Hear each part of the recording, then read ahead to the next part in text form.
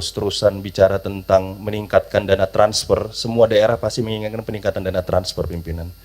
Tapi mohon izin kami memberikan pandangan kalau boleh kita mulai bicara bukan hanya meminta dana transfer, tapi kami diberikan juga pandangan-pandangan peluang-peluang tentang alternatif pembiayaan yang mungkin bisa kami gunakan pimpinan.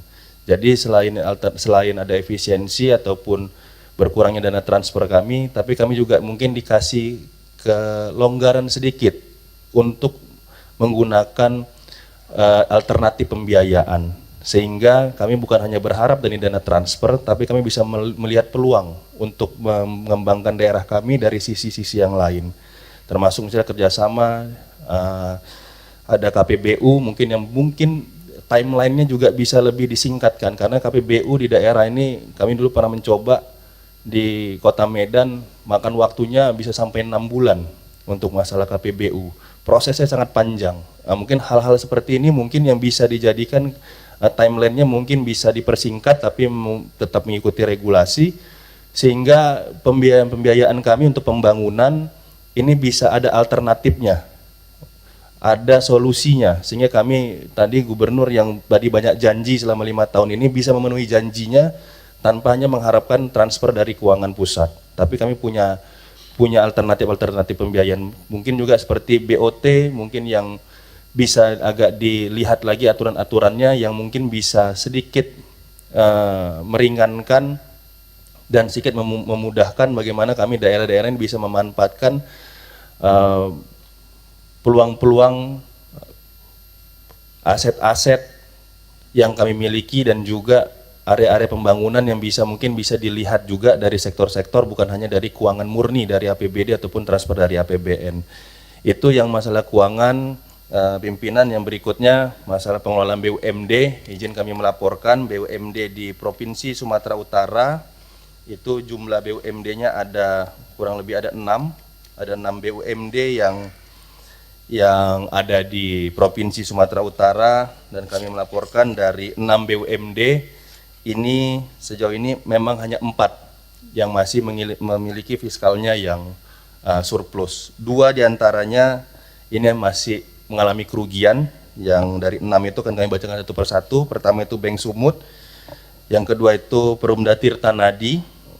Ini Bank Sumut tentang perbankan, Perumda Tirta Nadi ini tentang untuk bicara tentang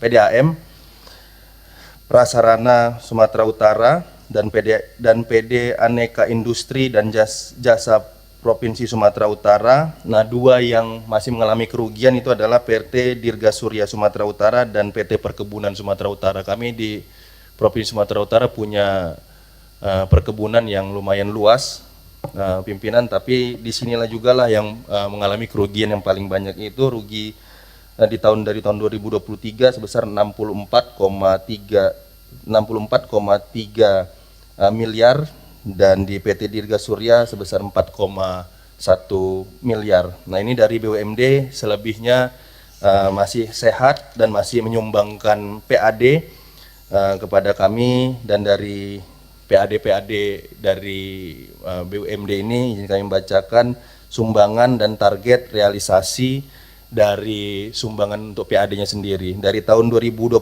sampai dengan 2024, target realisasi yang dicapai memang mengalami peningkatan di tahun 2021,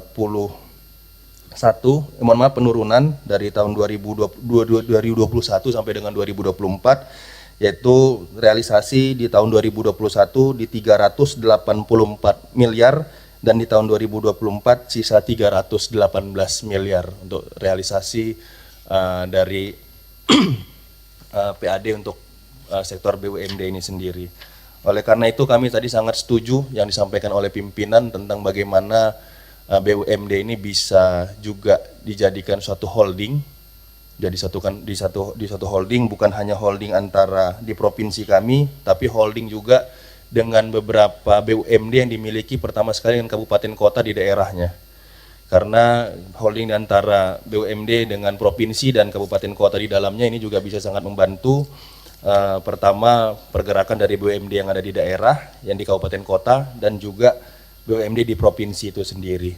dan juga BUMD antara provinsi yang memiliki kesamaan, mungkin di kami berdekatan dengan Provinsi Riau.